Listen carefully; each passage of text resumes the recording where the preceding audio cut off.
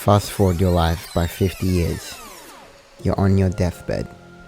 As you look back, is what you're doing now, right this moment in your life, what you want to look back on and say, yeah, I lived my life on my terms.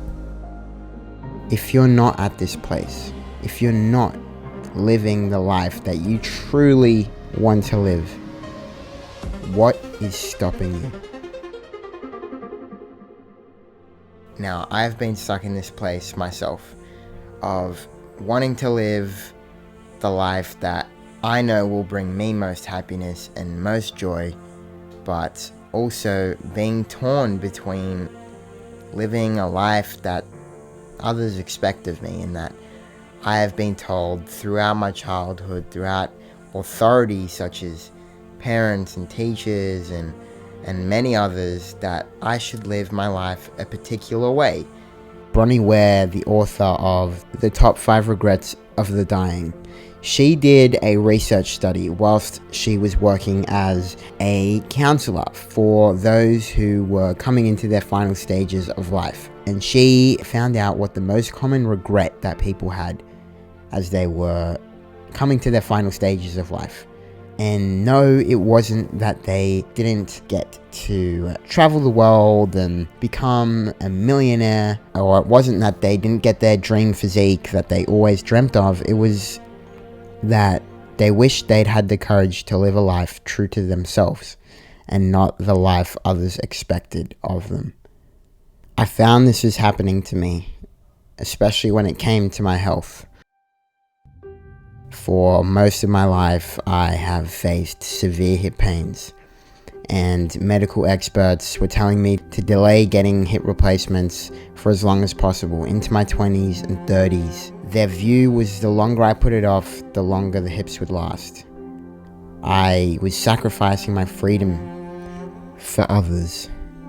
And there came a point and a realization in my life where I didn't want to be living my life on other people's terms. I wanted to live on my own terms. I wanted to be free and live the life that I truly wanted to live. And I made the call to get my surgeries done at 18 years old, to go against the medical expert and the advice. And now I am free to walk, no pain, and I am experiencing life the way I want to experience it. I do feel like there is a lesson in this for everyone, especially those looking to take the leap and live life on their terms and align with their heart and what they truly want to do.